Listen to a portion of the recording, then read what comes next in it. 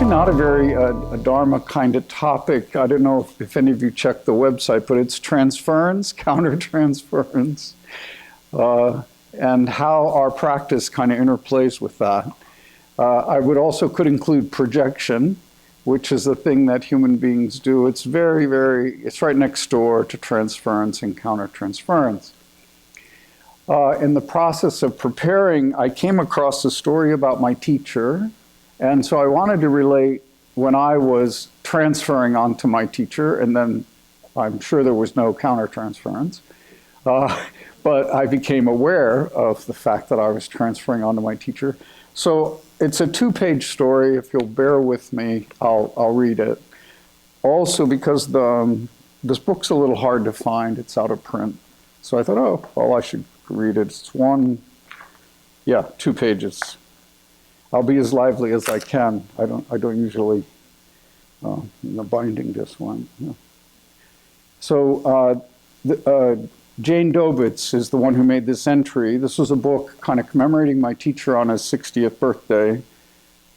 The following is taken from a Dharma speech given by Zen Master Sung Song at the Cambridge Zen Center in Cambridge, Massachusetts, at the end of a 7-day Yangmeng Zhongjin. That's a 7-day retreat. June 7th, 1986. So it's a question and answer after a Dharma talk, a lot like what's going on here.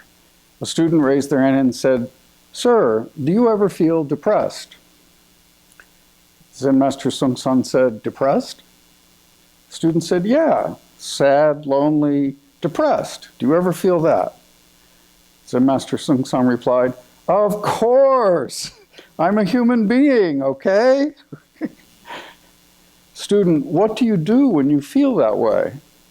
Sun Sanim, that's another way to refer to Zen Master Sung Song, then bowing, chanting mantra. A lot of laughter, that's our practicing forms. Same as you, more laughter. This sad mind is there, but myself sad, mind is not there. This sad mind is there, but myself sad, mind is not there. Somebody asked me, Sun Sanim, don't you ever think about getting married, having a family, having a good home? But I never think about that. Nothing, not even a little bit. Maybe this is monk karma. A lot of laughter in the audience. So I never think about that. When I was younger, I never thought about my situation or condition because at that time there was too much suffering. Maybe my situation when I was young made me become a monk. Because in Korea there was much suffering. All the Japanese and Koreans were in the same schools, same primary school, same middle school, same high school. This was when Japan occupied Korea. I think this is before World War II. Many Korean people were very clever, but the teacher never said, "Oh, you Korean students are very smart." They never gave us a job or made us president of the class. They only gave the jobs to the Japanese students, even if they were stupid. So, Korean students were very angry and said, "Why do you have all the jobs and control of me?"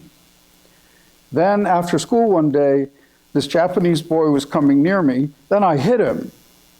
More laughter. Then this Japanese student told the teacher, and the teacher hit me. So I was very unhappy, you know. All the time I hit Japanese students. So all the time the teacher hit me. So many suffering. Sun Sanim's English was, pretty straightforward. At that time, I was Christian. This is in North Korea.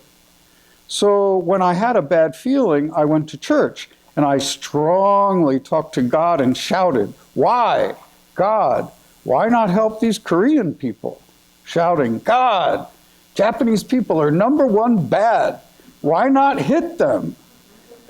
Then the minister said to me, please, no shouting in the church. Then one day I met this very wonderful magic man. This man was very strong. He could take a piece of steel and bend it with his 2 hands. So I thought, if I can learn this magic, then I can really hit these Japanese people. So I went to him and asked him to teach me how to do a magic retreat. But he only said to me, first you must grow up, then I will teach you. I was too young, so I was very sad I could not learn this magic. In high school, it was the same situation. Every day, fighting. Then when I was in technical school, I made a shortwave radio. At that time, it was illegal to make this kind of radio. If caught, then we would all have to go to jail. At night, all the Korean students would listen together to the Voice of America, broadcast from Hawaii. They told stories of all the lies the Japanese government told. This was during World War II. One story was very interesting. During World War II, there was an international law that barred airplanes from attacking hospital ships. All countries never attacked hospital ships, no matter if it was the enemy or not. The Japanese had one ship full of guns and ammunition and many weapons. This ship was disguised as a hospital ship with a big red cross on it. But inside there were only military supplies. The Americans understood that and bombed the ship. Then the Japanese newspapers and radios accused America of violating this international law. They said Americans were animals, but this was all a lie. We heard about the Japanese lies on Voice of America. Then we were very upset. We knew this was not correct. Then, after World War II, I went to the university. Then Russia came in and communism started. We didn't like communism, yeah? When Russia came in, they cut all the rich people. Only working people, number one, like proletariat style, okay? They gave guns, power, everything to the proletariats. Then all the rich people went away. At that time, I was a university student, so I was fighting the communist army. Then I came down to South Korea. South Korea also had many political problems, you know? The Communist Party and the Capitalist Party were always fighting. I didn't like that, so I shaved my head and went to the mountains. So I never thought about me. That is my karma, yeah? So my mind was very sad for my country, for my national people. Still, Korea is very sad. North Korea is number one bad communism. South is number one bad capitalism. Both number one bad. You know? What shall I do? That was my mind. So this style, sad mind, okay? So that's a lot how Sansanin would speak, very directly. Also, when I first met him, I didn't have any idea about this kind of earthy, struggling, conflict-ridden life. I was in a temple it was a Dharma Zen center, which is a very small temple in LA, and there's like a 4-foot gold Buddha sitting on a big wooden altar and a giant red painting behind him of about 500 Buddhas. And here was this guy with a shaved head and gray robes and a very kind of radiant, friendly style and very calm. And this was in 1985, so it was about 10 years after that. So maybe he was like 50 years old, 55. So younger than me, younger than I am now. And I was really startled and struck by his teaching and then also by his manner, just the way he was in the room and how relaxed he was. And I didn't know anything about Buddhism or Zen, but he recited this poem, "Good and evil have no self-nature. Holy and unholy are empty names. Outside of the door is the land of stillness and light. Spring comes, and the grass grows by itself." I heard that poem and the top of my head blew off because I had been raised a devout Catholic, and good and evil had been hammered into me from about the age of 5. And I responded very positively to this teacher. I was transferring, and I was not aware of it. So I sat a 3-day retreat, and the first day of the retreat, it's a lot of meditation all day long. And then falling asleep, I had this weird kind of dream, like some people call it, that kind of dream you're aware of. I forget what that's called. Yeah, lucid dreaming, yeah. So the next morning I had an interview with Sung Sang, and I went into the interview and I said, "Sir, what's the difference between subconscious and conscious?" Because I was having a lot of suffering in my life, and this lucid dream was somehow a metaphor or something. And he looked at me and he said, "Who makes the difference between conscious and subconscious?" And I said, "Well, I guess I do." And he said, "Don't make anything. Don't make a separation between your conscious experience and your subconscious experience. Just let everything flow." So I trusted him, and I took that at face value. I did not completely understand what he was saying, but I trusted him. And a few weeks later, I started to ask myself, why am I trusting him? He's a total stranger. Who else have I known like this? And then I remembered a quality. When I was about 8 years old and I was an altar boy in Richmond, Virginia, at the cathedral, there was a bishop who was in his 80s, Bishop John of Richmond, and he was an extraordinarily happy, pleasant guy, 80 years old, kind of short and chubby, but radiant and kind. And in all my experiences with Bishop John, which were limited, luckily, this is not turning into that other kind of story. All my experiences with Bishop John were really pleasant. And as a kid, I just revered him. I thought, oh, this is truly a person of God. They're calm, they're happy. I never heard an unkind word come out of him. So I trusted him. And my trust was based on my community and also how he acted, how he just lived in the world. And then I thought, oh, you are treating Zen Master Sung Sang like Bishop John because he has the very same quality. So then I became aware that I was transferring something that happened as an 8-year-old into my experience as a 35-year-old, which is what I was when I met Sung Sang. So that's transference of positive feelings, but they're not correct. Because what they are is like the memory, this internal experience, and we're just putting it on this new person as if they are that old person. So transference happens often between teachers and students, between ministers and congregation, between professors and college students. It can happen between coworkers. It can happen between waiters and their guest at the dinner table. It can happen in an instant. And our practice is to just be aware as soon as we can that it is happening. Now, sometimes it's a positive transference, and sometimes it's a negative transference. And our body is the thing that will tell us. But we have to pay attention to our body's experience so that we know that this memory has been inflamed or engaged.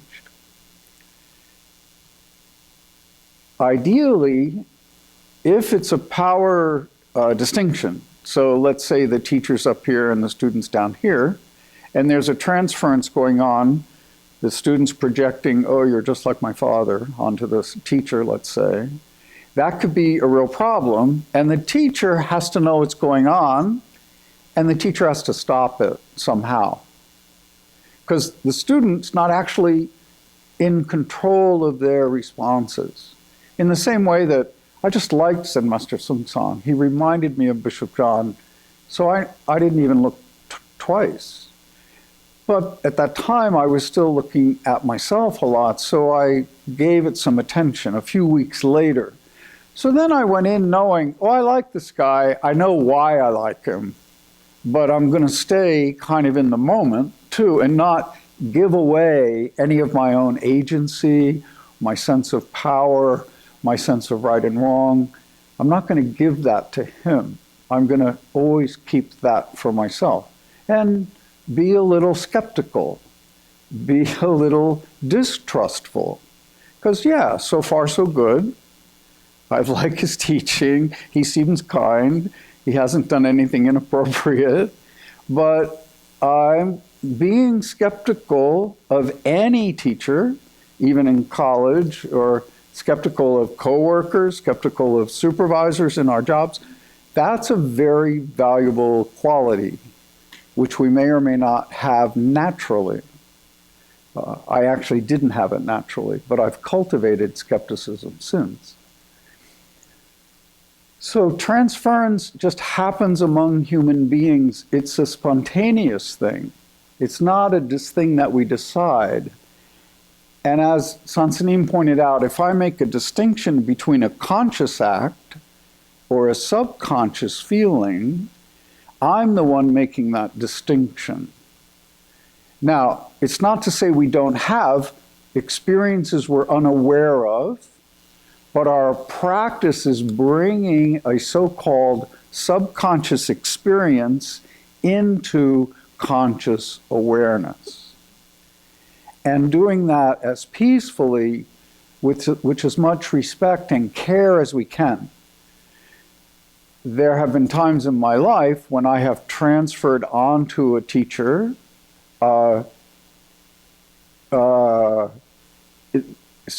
imagined experiences with the authorities in my religious upbringing. And in those dynamics, I gave away the farm. It wasn't Sung-san, because he wouldn't let that kind of happen. But I've trained with, at core, I've trained with about 4 teachers. 3 of them very significantly. And one of those 3 enjoyed my transferring onto them, which is unprofessional, which is not correct, and was also not aware that they were enjoying it and doing a countertransference back onto me as being a subordinate or their son or something. I don't know what. It never got to illuminating all of that. And also exploited the differential in power. So rather than teaching me to hold on to my agency and making me stronger, stronger, stronger, he amplified the differential in power. That's a lose-lose for everybody. That's a dysfunctional teacher-student relationship. And lately in contemporary Buddhism, everybody's been looking at this, because in the 70s, 80s, and 90s, there was a series of serious destructive scandals because of the bad behavior of many, many male teachers. Happily, many, many things have changed, and there's been a huge evolution and revolution in the culture of people practicing Buddhism and meditation and all of that stuff. And a lot of the teachers have woken up to, oh, this is a thing that can happen, so we want to put things in place that keep it from happening, and we want everybody to just be aware of it, and be aware that it can appear, it's spontaneous, welcome it in, because without welcoming it in, we can't navigate it. And we can't learn from it. So I had to welcome in this transference that I was doing. I had to wake up to the fact that I was doing it. And then it facilitated my changing or rearranging those dysfunctional relationships. All of this is our conditioned mind. In the old traditional language, all of this is our karma. Karma's direct translation is action, but also karma can be translated as a habit mind, completely neutral. We might say it's good on Monday, and the same habit mind might be very bad on Wednesday, and then that same habit mind might be very good on Friday. So whether something is good or bad, that's constantly in a state of flux. Our karma, the cause and effect that we're navigating, constantly in a state of flux, a lot like swimming in the ocean and waves coming, with or without a surfboard. You surf or you follow the wave, and then you change, then you find another one, then you surf again. We're in a constant state of flux. We're in a constant state of change. That change is karma. Some of it is personal, some of it is somewhat personal, and then a lot of it is impersonal karma that's totally out of our control. So we share different kinds of karma with people close to us and or people we have things in common with. It's really kind of simple. But all of this is our conditioned experience. When you sit still and you do not follow your own mind, you are returning to your Buddha nature. Your Buddha nature is unchanging. It's completely still. So just by making the body still and the mind still, we are doing what Buddhas do. Buddha was just a human being. Sansanin was just a human being. He had a lot of suffering and he practiced, he had insight into what a complete human being is. And then that became what he was determined to teach as many people as he could. And Buddha basically had the same experience. He saw all the suffering in the world, even though he was from a really rich, powerful family. And he walked away from that in an effort to find out why there was so much suffering in the world. And even though we have this extraordinary amount of understanding now, in 2023, all of you, I'm sure, are completely aware of the suffering in the world. It isn't that understanding is bad, it's just that understanding doesn't help us. We have tons of understanding, and it's just not helping enough. However, if we can look into what we are as human beings, see into a human being's experience and attain that, which just comes from practice, it's not magic, then the suffering in the world comes down. First, our suffering comes down. It has to. And the more we understand, oh, this was the cause of my suffering and now I don't want to suffer, so I don't do that. Oh, then we see that in a friend and we don't cause them to have more suffering. We cause them to have less suffering. It organically happens. I'm using this word cause and effect a lot. We generate a cause and then we get a result. That's all in the conditioned world that we're all participating in. A component of that is our true nature, which is unchanging, indestructible, a perfect sphere. There's lots of poetic ways of saying it. And it also can't be put into words, and it can't be described with any quality. However, its qualities can't be described. However, if we just sit and rest in our awareness of our direct experience, that's it. And you might not think it is, you might not feel like it is, it might be all shitty, it might be all wonderful, it might be transparent and luminous and golden, it might be all dark and weird and full of anxiety. All of that has our Buddha nature. Each thing has it, is the teaching poem. Each experience we have, our Buddha nature doesn't disappear. Like when we're unhappy or the car won't start or we've just had a car accident. Our Buddha nature is involved in all of those things. So it's not something we have to check or be skeptical of. And it's not something we have to make or become. We already are this. That is the fundamental nature. Then on top of it are all these conditioned things, which can be skillful or unskillful, wholesome or unwholesome, etc., etc., etc.